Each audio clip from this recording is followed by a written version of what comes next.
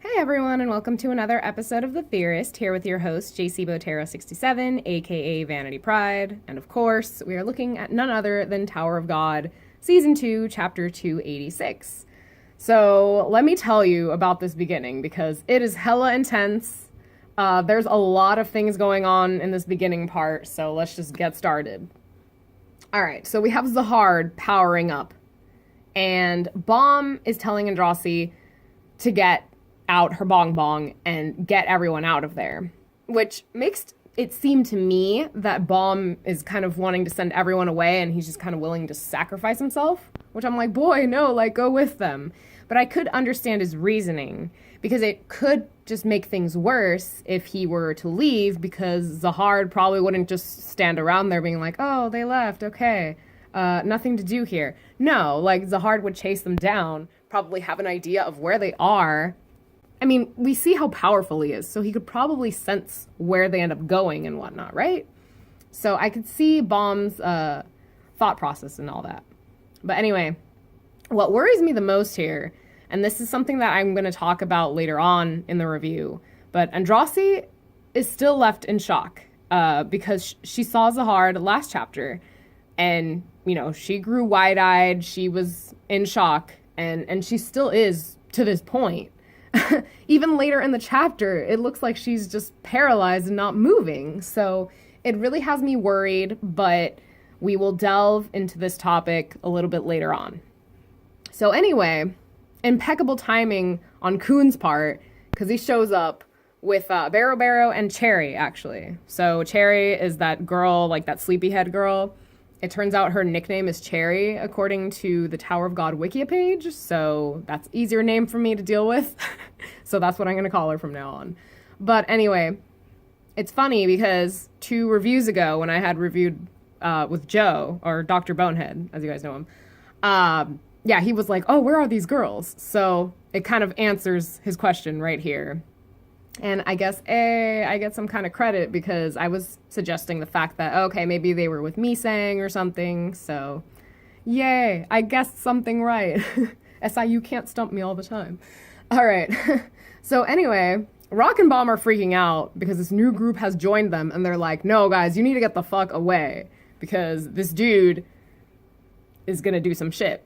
Which is true, because Zahard himself is admitting that he's losing patience, and so he's losing patience because Bomb isn't answering his question of who he is and where he comes from, because Zahard didn't buy into the fact of what Bomb said last chapter, which basically was, oh, well, I come from this place, I don't even know what it's called, and Bomb isn't too familiar with a lot of his past. And of course, Zahard wasn't buying into it. But anyway, like I said, Zahard is losing patience. He says he's going to kill Bomb's companions first. And this, of course, is followed up by a large explosion of the building that they're in.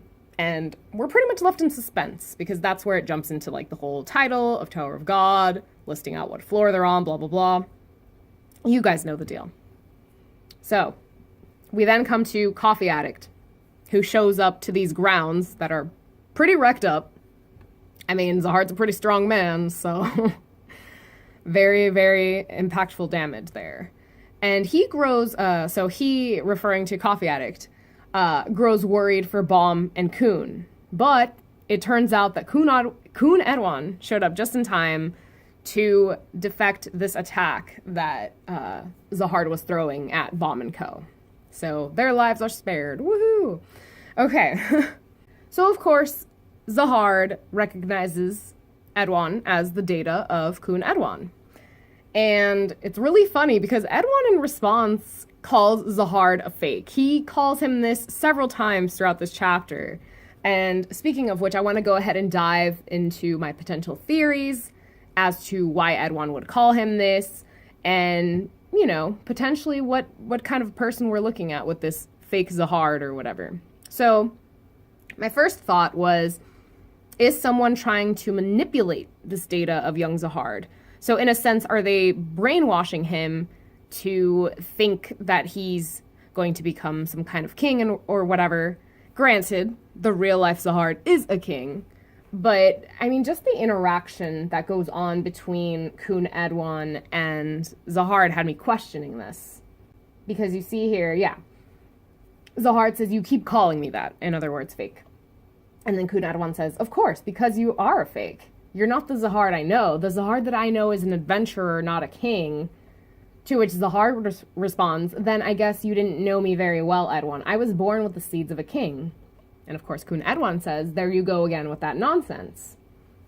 So this is what I mean. Like, maybe Zahard didn't have those thoughts before about becoming a king and whatever. As Kun Edwan said, he was more the adventurer type. So that's why I'm thinking, okay, did some people kind of brainwash him to make him think this and therefore kind of make him this corrupt being that he is currently? And I just feel like, I know I had trust issues with Edwan before because I was saying like, oh, you know, what if he can't be trusted? Even though Yuhan Sung like vouched for him and was like, yeah, like he'll help you guys out. But I kind of had my suspicions with Edwan for a little bit, especially because of Kun Agaro. Kun was saying that, you know, his dad isn't that great a person. You can kind of sense that when people kept bringing up his dad to him or the potential meeting up with him. So anyway, I do believe Edwan when he calls Zahard this fake, right? And it just bums me out a little bit because I feel like the real life Zahard isn't as cool or as adorable as this data of Edwan is.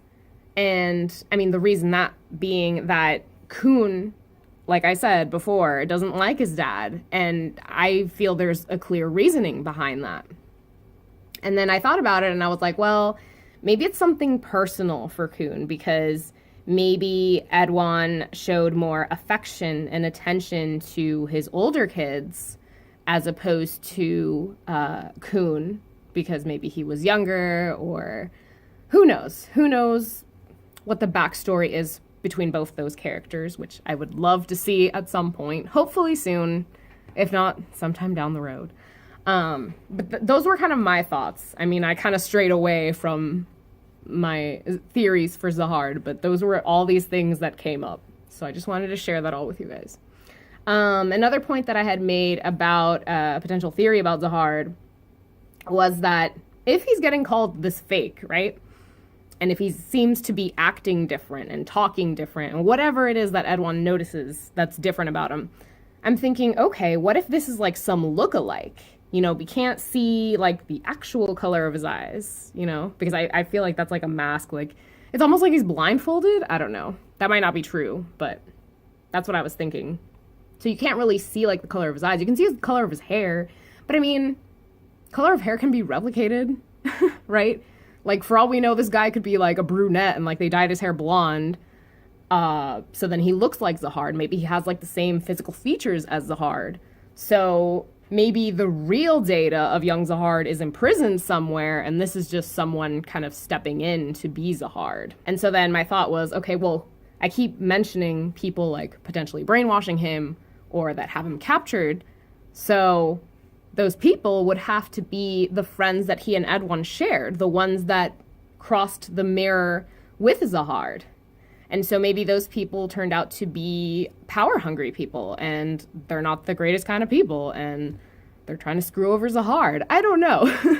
There's just endless possibilities with this, and yeah, we'll see what happens. I'd love to hear what you guys think. If you agree, if you disagree, if you have some other route that SIU could potentially go down, I would love to hear it. All right, so without further ado, let's keep going because I feel like I'm just blabbing away about Zahard and theories and stuff. All right, so I really loved the interaction and friendship between Coffee Addict and Kun Edwan. It's just adorable. We've got to admit that. And going back to my point of Kun disliking his father, we also saw in season 1 that he dislikes Yuhan Sung. And so that reminded me of this one moment where Kun vowed to Coffee Addict that once he, Kun, reached the position of ranker, he was going to basically boot Coffee Addict from the second floor, from his position, you know?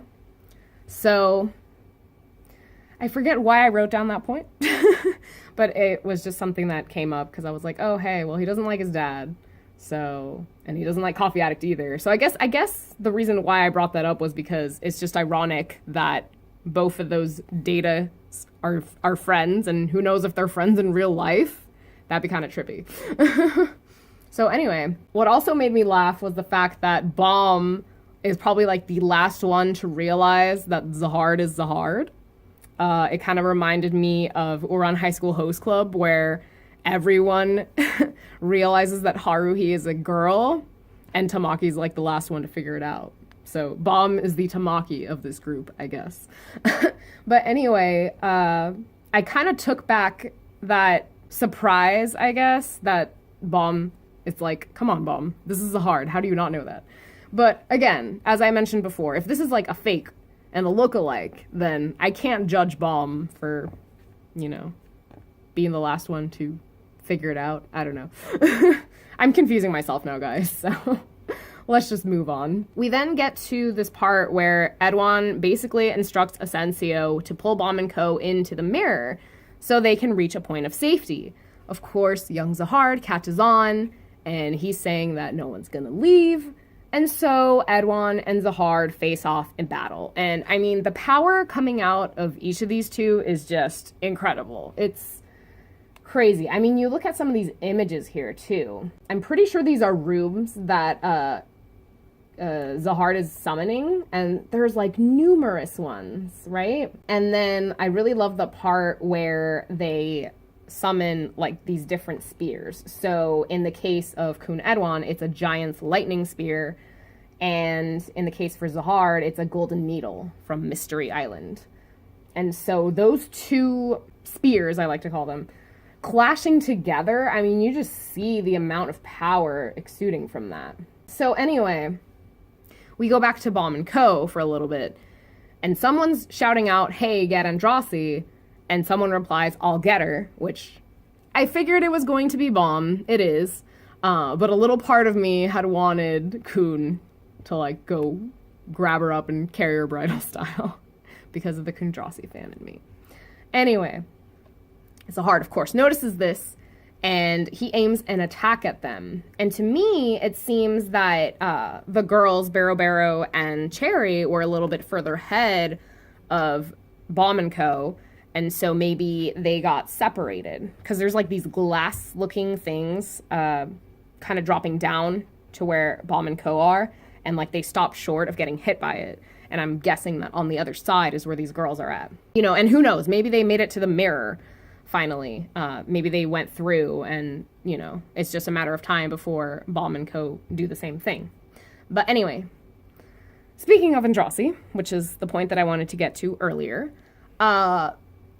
I'm just questioning why the heck she's so shocked. Like, was there something that happened between her and Zahard in real life?